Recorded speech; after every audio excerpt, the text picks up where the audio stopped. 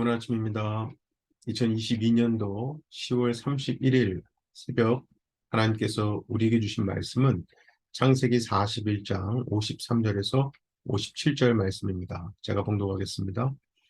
애굽 땅에 7해 풍년이 그치고 요셉의 말과 같이 7해 흉년이 들기 시작하며 각국에는 기근이 있으나 애굽 온 땅에는 먹을 것이 있더니 애굽 온 땅이 굶주림에 백성이 바로에게 부르짖어 양식을 구하는지라. 바로가 애굽 모든 백성에게 이르되 요셉에게 가서 그가 너희에게 이르는 대로 하라 하니라. 온 지면에 기근이 있음에 요셉이 모든 창고를 열고 애굽 백성에게 팔세. 애굽 땅에 기근이 심하며 각국 백성도 양식을 사려고 애굽으로 들어와 요셉에게 이르렀으니 기근이 온 세상에 심함이었더라. 아멘. 사실 예나 지금이나 7년 동안이나 풍년이 계속되는 상황에서 흉년을 예상하여 대비하는 사람은 많지 않을 겁니다.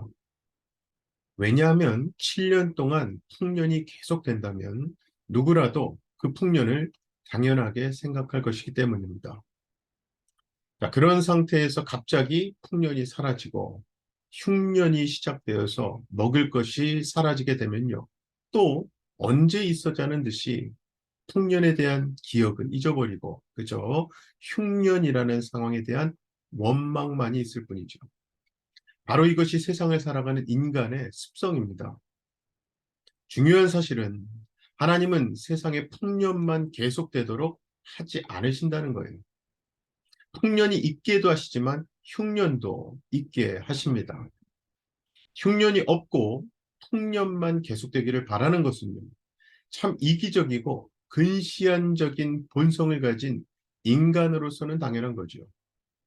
그리고 그러다 보니까 그러한 하나님의 일하심에 대해 사람들은 보통 납득하지를 못합니다. 왜냐하면 보통은 풍년만 계속 주시는 것이 하나님의 사랑이라고 생각하기 때문입니다. 자, 그렇다면 하나님은 왜 이러한 인간의 바램을 외면하시고 풍년과 함께 흉년도 있게 하시는 걸까요? 그리고 그것은 비단 세상에 대해서만이 아니라 우리 인생의 문제에도 적용이 됩니다. 사람은 보통 고통이 없는 평안만 계속되기를 원하지만 하나님은 누구에게나 평안과 함께 고통도 주시기 때문입니다. 정말 만약에요, 풍년이라는 행복과 평안만 계속된다면 사람들은 어떻게 생각하게 될까요? 흉년을 주지 않으시고 풍년만 주신 하나님 은혜에 진정 감사할까요? 결코 그렇지 않습니다. 오히려 계속되는 풍년을 당연하게 생각할 뿐이지 감사하는 마음은 사라질 거예요. 그리고 그러한 인간의 본성 때문에라도 풍년 후에 흉년이 오게 되면 그동안 누렸던 풍년이 하나님의 은혜였다는 사실을 생각하기보다는 원망과 불평으로 반응하게 되는 거죠. 그래서 일단 이 풍년과 흉년이 함께 있으므로 하나님께 감사하지 않고 영화롭게도 하지 않는 인간의 악함이 그러한 현실이 되는 겁니다. 자, 오늘 본문 말씀에서도 애굽 땅에 있었던 7년 풍년이 그치고 요셉의 말대로 7년 대흉년이 시작됩니다. 54절에서 각국에 기근이 있었다라고 하는 것을 보면 이 흉년은 애굽뿐만 아니라 전 세계적으로 있었음을 알 수 있습니다. 그러한 상황에서 애굽에만 먹을 것이 있었는데 그 이유는 요셉으로 인해서 흉년이 있을 것을 알고 대비했기 때문이죠. 즉 애굽에 요셉이 없었다면 애굽 또한 흉년을 생각하지 않았을 것이고 그로 당연히 대비도 없으며 다른 나라들처럼 굶주리며 고통 중에 있었을 겁니다. 그러므로 결국 이 애굽의 구원은 어느 누구보다도 요셉이 그곳에 있었기 때문이라고 할 수 있지요. 즉 애굽 입장에서는 요셉을 보디발의 집에 종으로 팔리게 하시고 억울한 누명을 쓰고 감옥에 갇히게 하시고요. 그 감옥에서 관원장들을 만나고 그를 통해서 애굽 왕 바로를 만나서 그의 꿈을 해석하게 되었던 그 모든 일들이 하나님의 은혜로 모아지는 거예요. 특히 7년 기근이 온 땅에 임했다면 그에 앞서 있었던 애굽의 7년 풍년도 역시 온 땅에 주어졌던 것으로 이해할 수 있는 거거든요. 즉 애굽만 풍년으로 풍요로운 삶을 산 것이 아니라 다른 나라들도 역시 풍요를 누려왔던 겁니다. 그렇게 보면 온 땅에 7년, 흉년이 기근이 들었을 때에 곡식이 애굽에만 있었다는 것은요. 애굽을 제외한 모든 나라는 그 전에 계속되었던 풍요에 취해 살고 있었다는 뜻이 됩니다. 그리고 바로 이것이 앞서 말씀드린 것처럼 세상이 현실을 사는 습성인 거예요. 전도서 3장을 보면 1절에서 8절까지 때에 대해서 말씀을 합니다. 범사에 기한이 있고 천하 만사가 때가 있다고 하죠. 우리는 솔직히 죽을 때, 울 때, 슬퍼할 때, 실패할 때, 잃을 때 등등 우리를 불행하게 만드는 때는 내 인생에서 멀리 떨어져 있기를 원합니다만 하나님은 어차피 우리의 바람 따라 일하시는 분이 아니거든요. 사실 우리는 모두 다 말 그대로 하나님이 작정하신 때에 따라 나고 죽고 심고 심은 것을 뽑으며 또 울고 웃으며 살아가는 겁니다. 그러므로 신자는 자신을 울게 하고 슬퍼하게 하는 일이 닥친다 해도 그것이 하나님이 주신 때임을 생각할 수 있어야 합니다. 그리고 그동안 웃고 춤췄던 일 또한 하나님이 주신 때임을 기억해야죠. 다시 말해서 왜 나에게 이런 일이 있습니까? 라는 불평이 없어야 한다는 겁니다. 왜냐하면 만약에 울고 슬퍼하는 일에서 불평을 한다면 그동안 내가 웃고 춤췄던 모든 일들, 그 일을 마치 내가 당연히 누려야 할 것으로 여겼다는 증거가 될 뿐이기 때문에 원래 이 시간, 시기라고 하는 것은요, 인간이 알 수가 없습니다. 그런데 애굽의 풍년과 흉년에 대해서는 그 때를 하나님께서 요셉을 통해서 알려주셨거든요. 7년이었죠. 풍년이 7년 동안 계속되면 풍년이 끝나고 흉년이 7년간 계속된다고 했어요. 자, 그렇다면 때를 알았으니까 애굽에 요셉이 없어도 되는 걸까요? 그건 절대 아닙니다. 흉년이 언제 시작되는지 그때를 아는 것이 중요한 것이 아니라 흉년이 시작되는 때가 있음을 믿고 풍년이 있을 때에 풍년 중에 대비하는 것이 중요하기 때문입니다. 그런데 만약에 요셉이 때만 알려주고 애굽에서 떠났다면 어떻게 됐을까요? 아마도 애굽은 그때를 잊어버리고 다른 나라들처럼 풍요에 취해 살았을 겁니다. 갈라디아서 4장 4절에 보면 때가 참에 하나님이 그 아들을 보내사 여자에게서 나게 하시고 율법 아래에 나게 하신 것은 이라고 말씀을 해요. 즉 그렇게 하나님께서 아들을 보내신 것은요. 우리의 요청에 의해서가 아니라 하나님이 정하신 때가 되었기 때문입니다. 때가 찼어요. 정말로 여러분 십자가에 죽게 하시고 부활하시고 하늘로 올라가시고 다시 오시는 모든 일들 또한 하나님이 정하신 때에 따라 되어지는 겁니다. 그리고 그러한 하나님의 때 아래에 있는 우리의 관심은요. 때가 언제인가를 아는 것에 있지 않고 때가 되면 반드시 되어질 하나님의 역사하심에 둬야죠. 다시 말해서 하늘로 가신 예수님이 하나님이 정하신 때가 되면 반드시 다시 오실 것이기 때문에 예수님이 다시 오심을 기다리고 대비하는 자로 살아가는 거죠. 그러므로 우리로서 예수님의 다시 오심을 대비하는 것은요. 특별한 일을 하는 게 아니라 한마디로 세상에 취하지 않는 겁니다.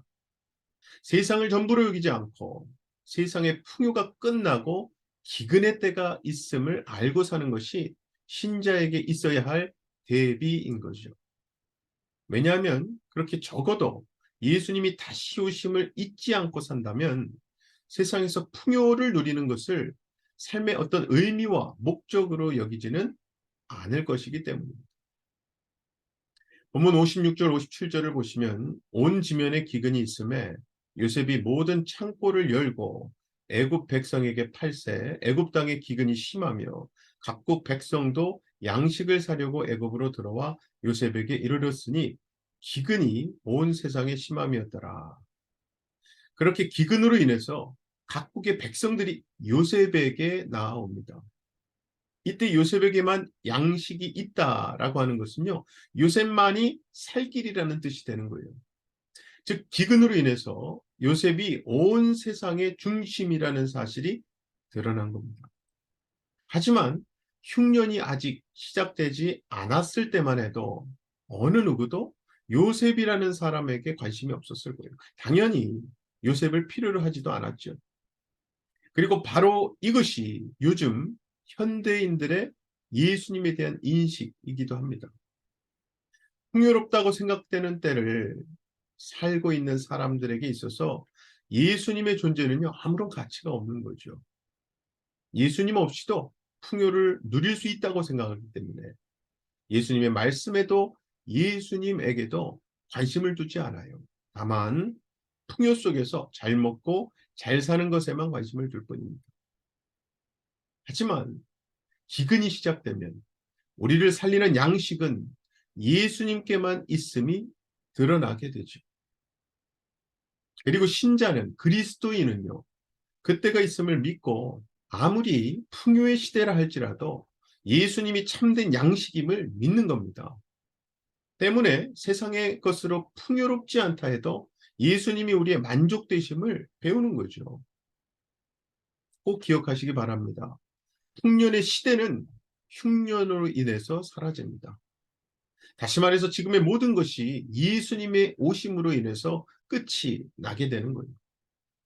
신자는 이 진리를 알기 때문에 세상이 가치 없게 여기는 그리스도를 믿는 믿음 안에 있기를 소원하게 되는 거예요. 바로 그것이 기근의 때, 즉 세상의 마지막을 대비하는 삶이죠. 그래서 믿음은 결국 풍년 속에서 흉년의 때를 바라보는 겁니다. 마치 노아가 홍수 심판을 바라보고 방주를 준비한 것처럼 현재 풍요가 전부가 아님을 알고 진짜 이 세상의 주인이신 우리 주 예수 그리스도를 바라보는 것, 그것이 믿음입니다. 그리고 우리 아버지 하나님은요, 우리를 이 믿음으로 살게 하십니다. 바로 이것이 하나님이 허락하신 은혜지요. 사랑하는 우리 성도 여러분, 눈에 보이는 물질이나 환경에만 마음을 두지 마시고 예수님이 우리의 생명이라는 사실이 밝히 드러날 때가 있음을 기억하시기 바랍니다. 그때가 되면요, 진짜 진리, 참된 지혜는 결국 예수님을 알고 믿는 것이었음이 드러나게 됩니다. 아무쪼록 노아가 방주를 만든 것이야말로 세상의 끝을 아는 사람이 취할 수밖에 없는 유일한 일이었던 것처럼 세상을 알고 마지막을 아는 신자가 취할 수밖에 없는 유일한 일이죠. 예수 그리스도가 생명이심을 믿으시고 풍년 속에서 흉년을 준비하시는, 즉 세상 속에서 심판과 하나님 나라를 준비하고 세워 나아가시는 저와 여러분 되시기를 주님의 이름으로 간절히 축원합니다. 기도하겠습니다. 사랑의 아버지 하나님 감사합니다. 하나님 은혜로 이렇게 10월 마지막 날 새벽 하나님 말씀으로 다시금 우리로 일어나 말씀 붙들고 하나님 바라보게 하시니 감사합니다. 세상은 너무나 어지럽습니다. 특별히 오늘은 할로윈이라고 귀신 문화에 취해 나이를 막론하고 많은 이들이 세상에 취할 수밖에 없는 날이기도 합니다.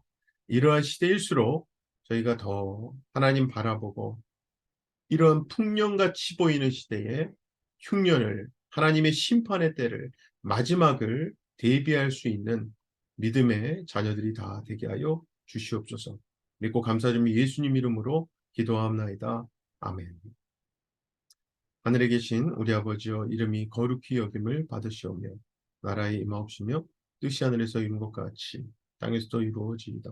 오늘날 우리에게 일용할 양식을 주옵시고 우리가 우리에게 죄 지은 자를 사하여 준 것 같이 우리의 죄를 사하여 주옵시고 우리를 시험에 들게 하지 마옵시고 다만 악에서 구하옵소서. 나라와 권세와 영광이 아버지께 영원히 있사옵나이다. 아멘.